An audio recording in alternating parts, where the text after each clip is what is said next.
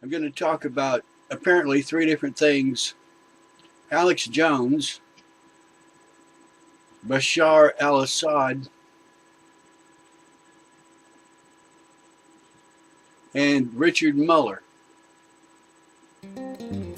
Richard Mueller is a physics professor at Berkeley, California, University of Berkeley, California. Alex Jones is a propagandist along the lines of Al Gore. I could talk about Al Gore instead of Alex Jones, but I'd rather talk about Alex Jones because I am not utterly disgusted with him as I am with Al Gore. I'm only human. I can only forgive so much. In case you're not familiar with Assad, he's the guy, no offense, with the pencil neck, who is the present day ruler, has the fortune or misfortune of being the present day ruler of Syria, so-called president, dictator, but the title president suggests that he was elected through the will of the people. He's as much a president as Obama is a president, elected through the will of the people.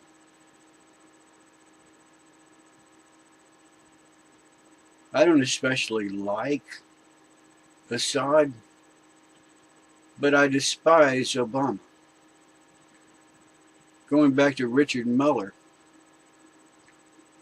the so-called, well, he's a physicist, but he's using his credentials as a physicist to continue to propagate aggressively the global warming agenda, which in my view is a combination of corrupt politics, of no ideological persuasion, just simply greed, combined with the communist agenda. These people are genuinely fanatical. They got a hold of some theories of Marx, and they toyed with them and talked about them and tried to make it work, and got enmeshed in this ideology. They can't get free of it, can't get loose of it. Their pride won't let them admit that they were wrong, so they morph it into something that they can defend through argument, but they won't let it go. These are the fanatics. There are religious fanatics that will cling to their dogma to the bitter end, because it's a bummer to admit to yourself that you're wrong.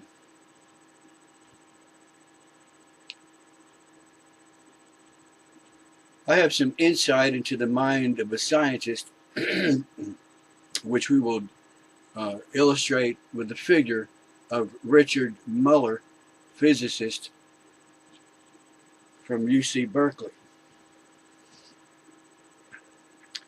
Back around 1930 or 40, a fella named Leakey, who happened to have connections to the physical continent of Africa and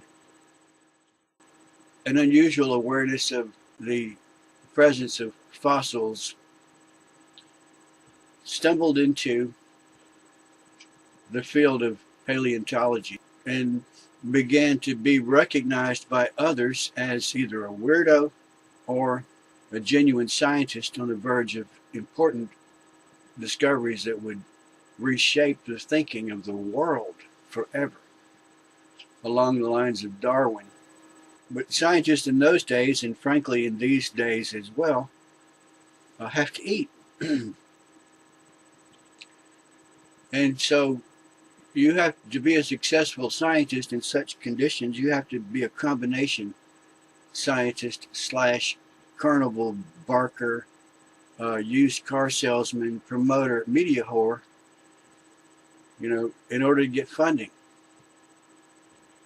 So you have to wear many hats in order to be successful. Alex Jones has to promote things. He's forced, if he wants to survive, to bend the truth a little bit. Somebody caught him in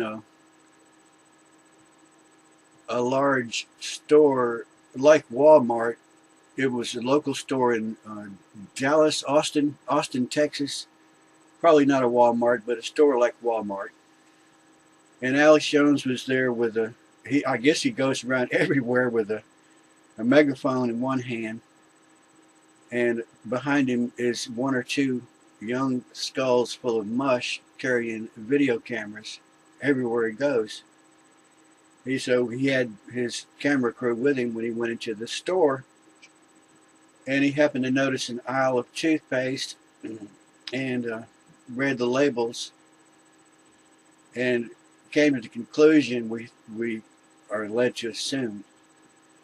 He read the labels on the toothpaste and came to the conclusion, or did he, that this store had totally, and if this store is representative of a larger reality, this store had rejected the use of fluoride because the people have now rejected the use of fluoride in any form, including sodium fluoride in the toothpaste.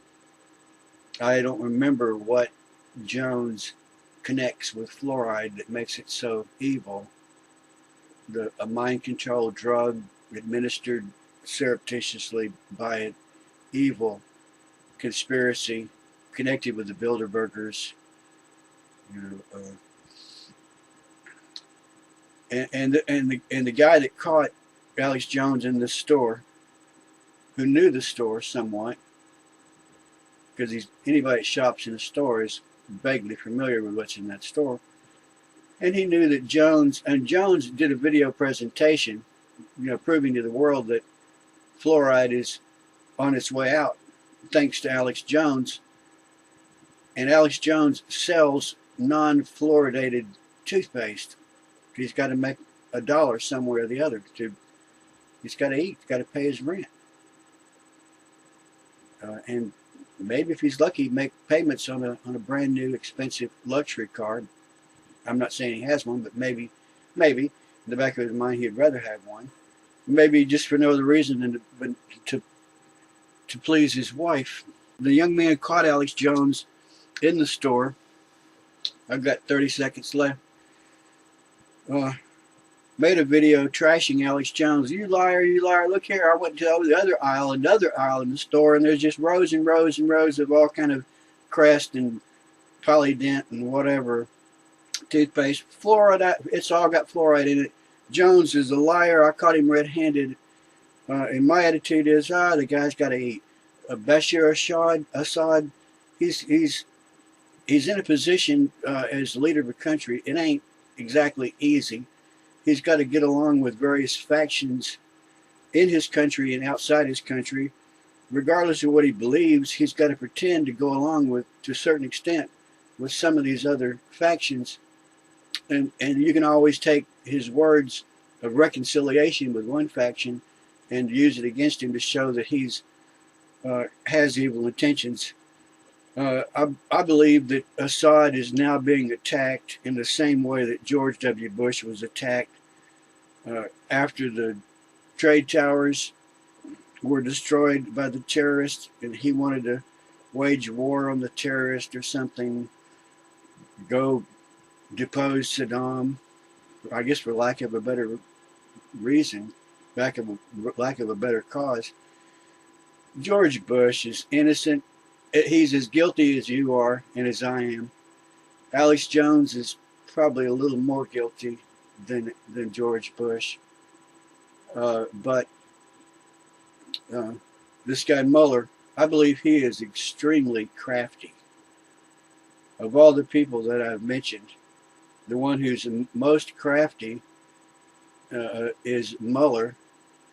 the severity of his crimes are right up there, way above George Bush and way above Alex Jones. But Al Gore is just somebody I personally don't like. Okay, I'm not going to let him off the hook. I'm not going to let Mueller off the hook. I'm going to watch him like a hawk. I believe he's a menace, whereas Alex Jones he's a petty criminal. He's not a threat to the world. He's going to screw up the lives of 1,000 empty-headed dummies in various places, and he's going to sell a few tubes of toothpaste, and he's going to sell a few videos.